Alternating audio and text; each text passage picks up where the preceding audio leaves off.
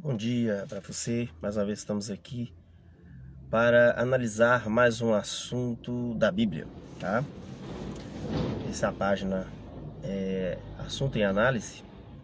Nós estamos tendo alguns problemas aí com o Instagram, né? No sábado passado nós gravamos vídeo, mas infelizmente o vídeo ficou sem áudio.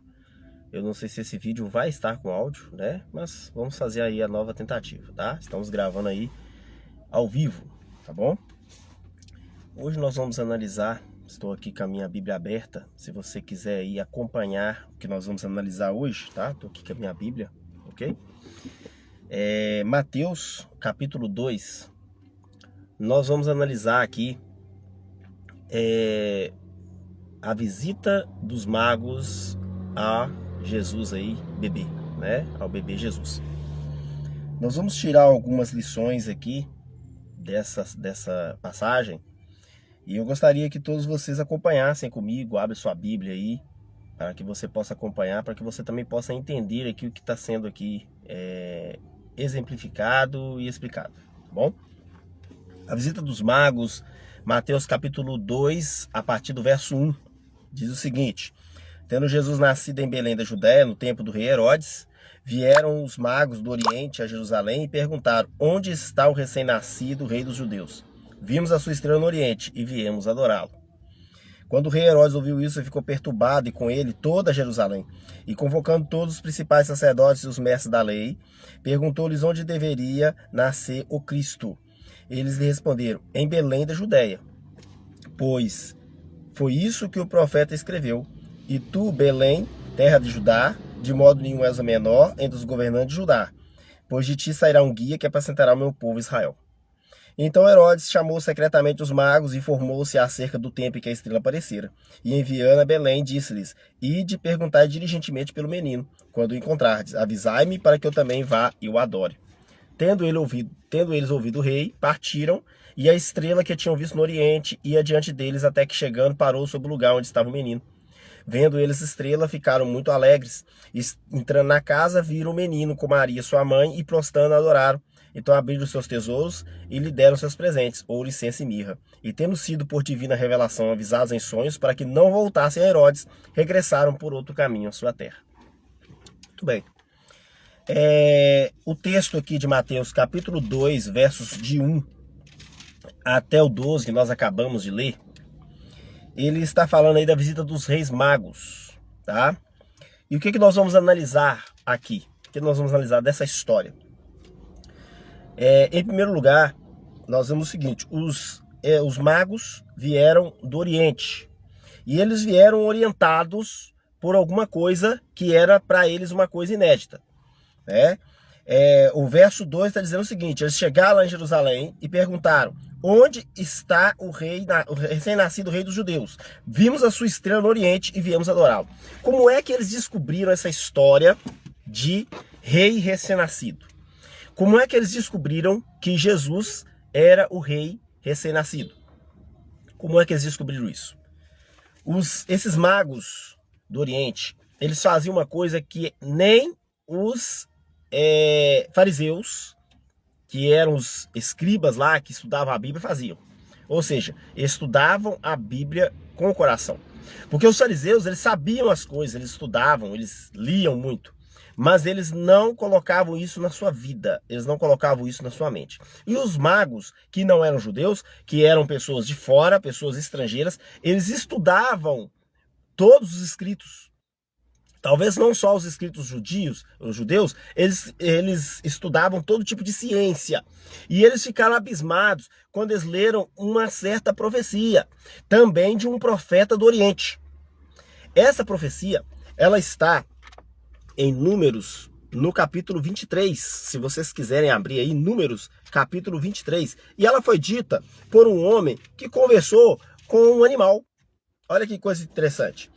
Números capítulo 24, tá, gente? É um capítulo depois aí. Números capítulo 24, verso 16, tá? 24, verso 16. Está dizendo o seguinte: palavra daquele que ouve os ditos de Deus e sabe a ciência do Altíssimo. Ele tem a visão do Todo-Poderoso, cai em êxtase, porém de olhos abertos. Eu o verei, mas não agora. O contemplarei, mas não de perto. Uma estrela procederá de Jacó, e de Israel subirá um cetro, que quebrará as frontes de Moabe e destruirá todos os filhos de Sete. Olha só, o que está sendo dito aqui? O que foi dito aqui? Primeiro, esse profeta é o profeta Balaão, aquele que conversou com a jumenta. Não sei se vocês já leram essa história. Vocês podem acompanhar essa história aí a partir do capítulo 22 de Números. Vocês vão ver que ele conversa com uma jumenta, tá? E esse homem, ele não era judeu, ele foi contratado, ele era um profeta pago, foi contratado para amaldiçoar Israel. E o que aconteceu? Logo que ele foi amaldiçoar Israel, Deus fez com que ele abençoasse Israel, tá? E aqui nós temos essa profecia que ele fez. O que ele falou? Ele falou o seguinte: uma estrela procederá de Jacó e de Israel subirá um cetro. Tá? Primeiro, uma estrela procederá de Jacó. Jacó e Israel era a mesma coisa. Então, o que os magos do Oriente entenderam? Olha, quando aparecer uma estrela lá para o lado de Israel, vai nascer um rei.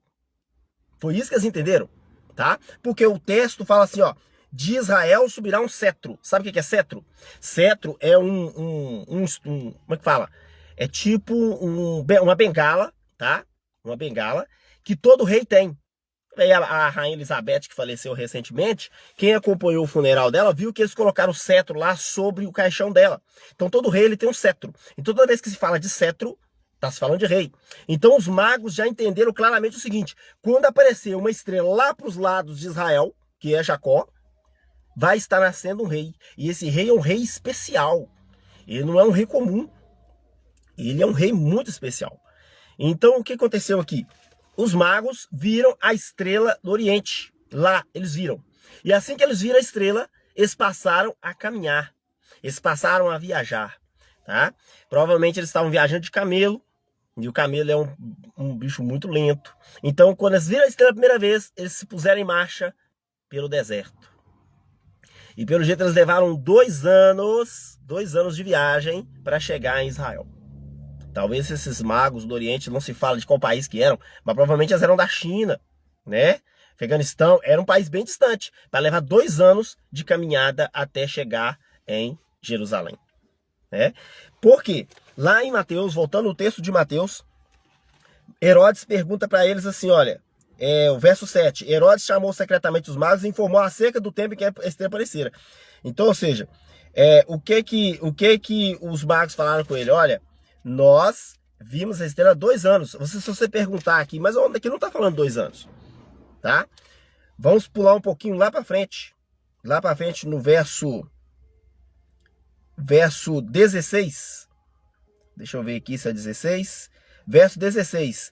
Então Herodes, percebendo que havia sido enganado pelo anjo, ficou furioso e mandou matar todos os meninos de 2 anos para baixo, habitantes de Belém e seus arredores, segundo o tempo indicado pelos magos. Então, ou seja, os magos andaram 2 anos para chegar em Jerusalém, certo? A estrela apareceu para eles, e durante 2 anos eles caminharam, e eles chegaram em Jerusalém, e eles achavam que em Jerusalém que o rei devia nascer. Por quê? Porque Jerusalém era a capital de Israel.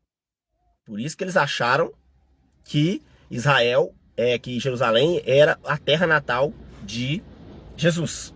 Eles não tinham conhecimento de outra profecia, e essa profecia, os fariseus lá de Jerusalém falaram com eles. Que foi o quê? A profecia de Miqueias, capítulo 5, verso 2. Que diz o quê? Que foi lá lido no verso 6. Tu, Belém de Judá, de modo nenhum és menor dentro dos governantes de Judá, pois de ti sairá um guia que apacentará o meu povo Israel. Nós estamos vendo aqui como o nascimento de Jesus foi profetizado por profetas diferentes. Balaão, um profeta que não era um judeu, profetizou o nascimento de Jesus. Vemos também Miqueias, que aqui profetiza o lugar onde Jesus nasceria. Tá? E depois nós vamos ler aqui outros capítulos aqui de Mateus, vocês vão ver como a profecia ela se cumpre claramente, entendeu? Não tem desculpa para o estudante da Bíblia, o estudante da profecia, não entender que Jesus estava chegando. E aqui nós vemos o seguinte, que os fariseus sabiam que o rei nasceria em Belém, porque eles estudavam. Eles sabiam. Eles só não sabiam quando. Eles não sabiam quando, tá? Quando quem sabia eram os magos, pelo menos aqui, nesse contexto aqui, tá? Em outros vídeos eu vou mostrar para vocês que na verdade os fariseus também poderiam saber quando Jesus viria, porque existe uma profecia em Daniel que mostra claramente quando é que Jesus viria. Tá? Era só eles ficarem atentos e eles simplesmente não estavam atentos porque eles estavam preocupados com outra coisa, né? Eles não estavam preocupados com a vinda do Messias. E aí o que acontece? Eles enviam, Herodes envia os magos lá para Belém, e lá eles chegam em Belém, certo? E quando eles chegam em Belém, eles de novo vê aquela estrela. Importante notar o seguinte, que essa estrela aqui provavelmente não era uma estrela da forma como a gente conhece, tá? Em Apocalipse, no capítulo 1, verso 20, fala que estrela é anjo, principalmente em profecia. Então, provavelmente, tá bom, gente? Provavelmente, essa estrela aqui, na verdade, era um anjo. Não era uma estrela. Aí você vai falar comigo, Roberto, mas será que existe alguma coisa na Bíblia que poderá mostrar que isso era um anjo? Sim! Eu vou lembrar vocês uma coisa. Lá em Lucas, acontece quando Jesus nasce, que um anjo, o anjo Gabriel, vem falar com os pastores. Então, tudo indica que esse anjo, Gabriel, era a mesma estrela que aparece aqui para os magos, tá? É um provável, tá bom, gente? Porque não existe uma estrela que anda em cima das coisas, que para em cima da casa. Então, aquele anjo se manifestou de uma forma que os magos pudessem entender, porque os magos, eles eram astrônomos. E astrólogos, eles entendiam de astros, eles entendiam de estrelas, de planetas, estudavam essas coisas. Então o anjo quis passar uma forma que eles pudessem entender. Por isso que o anjo se manifestou como se fosse uma estrela. E na verdade ele era uma estrela, porque provavelmente ele brilhava tanto que parecia realmente uma estrela. Não foi muito difícil para o anjo fazer isso aí, tá? Então o verso 10, vendo eles as estrelas, ficaram muito alegres, né? Entraram na casa, viram o menino com a Maria, sua mãe, e prostrando o adoraram. E abriram seus tesouros e deram seus presentes, ouro, incenso e mirra. Eu não sei se você sabe, mas cada um dos presentes que os magos deram ali para Jesus simbolizava uma parte da vida de Cristo, tá? Ouro, incenso e mirra. Ouro simboliza o rei, o seu cargo, que ele era um rei. Incenso significa que ele era sacerdote. E nós sabemos que Jesus é o nosso sumo sacerdote. E mirra era uma coisa amarga, ou seja, como a vida de Cristo seria amarga quando ele fosse para a cruz do Calvário. Então, os próprios presentes simbolizavam a vida de Jesus. Era uma profecia da vida de Jesus, né? E aí tá falando que depois os magos receberam uma revelação divina e foram avisados no sonho para eles não passar por Jerusalém. Por que eles não poderiam passar por Jerusalém? Porque se eles passarem por Jerusalém, eles teriam que ir a Herodes e falar que o rei tá lá em Belém. E aí seria mais rápido de Herodes matar Jesus. Não, eles pegaram outro caminho e não passaram por Jerusalém. E Herodes ficou furioso. O texto seguinte aí diz, eu não vou comentar isso agora, mas o texto diz que Herodes ficou furioso e mandou matar todas as crianças de 2 anos para baixo lá em Belém, porque ele não sabia onde que Jesus estava. Então ele passou a matar todas aquelas crianças. Isso também foi profetizado. Tá? Vocês podem ver aí o verso aí, 18. Houve uma voz em Ramá, choro e grande lamentação, Raquel chorando por seus filhos, recusando ser consolada porque já não existem. Isso é uma profecia de Jeremias. Por que fala Raquel? Raquel era mulher de Jacó, isso está em Gênesis, tá? Raquel era mulher de Jacó, e quando ela estava para dar à luz ao seu segundo filho, ela morreu de parto, e adivinha onde? Em Belém, e lá Jacó sepultou. Ele fez um enorme túmulo para ela na entrada da cidade. Então, quando Jeremias fala assim, Raquel chorando por seus filhos, ele quis dizer o seguinte, a população de Belém estava chorando por seus filhos. Belém é onde Raquel estava sepultada. Tá? Então, nós vemos aqui, o que vamos tirar aqui como para a nossa vida, nessa história de hoje? Muitas vezes Cristo tem vindo para nós e nós não estamos percebendo, ou nós não estamos recebendo. O conhecimento que nós temos de Deus não adianta nada se nós não colocarmos esse conhecimento no nosso coração. Os fariseus tinham conhecimento de onde Jesus nasceria, mas eles não estavam preocupados com isso. Eles estavam preocupados com o poder, com o dinheiro, com seus cargos. Eu sou sacerdote, eu sou pastor da igreja, eu estou preocupado com isso, eu não estou preocupado com a volta de Cristo. eu não estou preocupado com a vinda de Jesus. Isso, infelizmente, anda acontecendo muito. Muitos de nós estamos preocupados com as coisas deste mundo, mas nós não estamos preocupados com a vinda do Messias. E como aconteceu da primeira vez, está acontecendo agora também da segunda vez. Muitos de nós estamos preocupados com as nossas coisas, estamos preocupados com as coisas que não tem nada a ver, e nós não estamos preocupados com o mais importante, que é a volta de Jesus. Porque ele já veio a primeira vez, agora ele vai ver a segunda. Será que nós estamos preocupados com isso? Estamos preocupados com a volta de Cristo? Aqueles fariseus não estavam preocupados com a vida do Messias. Eles estavam preocupados com seus carros, em manter seus carros, em manter suas coisas. Era com isso que eles estavam preocupados. E aqui nós vemos aqui, em Mateus, que aqueles magos, eles eram pessoas sinceras de coração. Eram pessoas que estavam aguardando o rei. Eles estavam aguardando o rei menino, o rei Messias. Estavam aguardando o Messias. E eram pessoas que não tinham conhecimento nenhum. Não tinham. Entendeu? E não tinham aquele conhecimento que os judeus tinham. Eles não tinham conhecimento da salvação. Talvez eles não teriam, não sei. Mas uma coisa eu sei. Eles estavam ardentemente esperando a vinda do Messias. Isso nos vem levar a uma coisa muito importante, que muitas vezes nós ficamos julgando os outros. Ah, aquele lá não sabe de nada, eu é que sei tudo. Você não sabe nada. Os fariseus sabiam tudo também.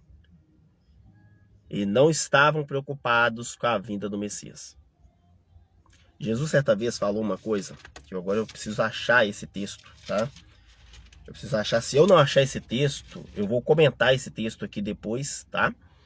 Mas é um texto que diz o seguinte,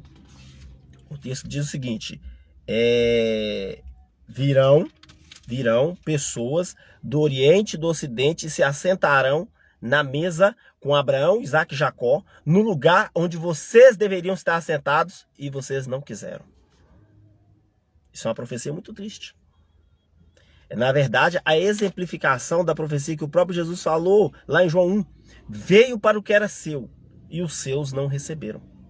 Nós somos os de Deus. Nós somos de Jesus. Será que nós estamos recebendo Jesus na nossa vida? Porque se a gente não estiver recebendo Jesus na nossa vida, vai chegar o momento em que nós vamos dar lugar para outros. Eles virão e se assentarão no nosso lugar. O lugar que a gente não quis. O lugar que a gente não quis será ocupado por outras pessoas. Por outras pessoas que até então a gente tem julgado como pessoas que são além da salvação. Que Deus possa nos abençoar e nos fazer tomar a decisão completa de não só estudar a palavra de Deus. Não é só estudar a palavra de Deus. Nós temos que colocar ela no nosso coração. Porque caso contrário, nós vamos perder a salvação como aqueles ímpios que nunca quiseram saber de Deus. E outros que estão buscando a Deus com um pouquinho de luz que eles têm, eles vão tomar o nosso lugar à mesa lá na Nova Terra. Que Deus possa nos abençoar. E que o assunto de hoje possa ter esclarecido você. Que você possa ter entendido o que foi dito aqui. Vamos fazer uma pequena oração, uma breve oração. Senhor nosso Deus, estamos gratos a Ti pela vida e pela saúde. E pedimos que o Senhor nos mostre o Teu caminho. E nos ajude, Senhor, a colocá-lo em nosso coração. Em nome de Cristo. Amém. Que Deus nos abençoe. E até a próxima live, se Deus quiser.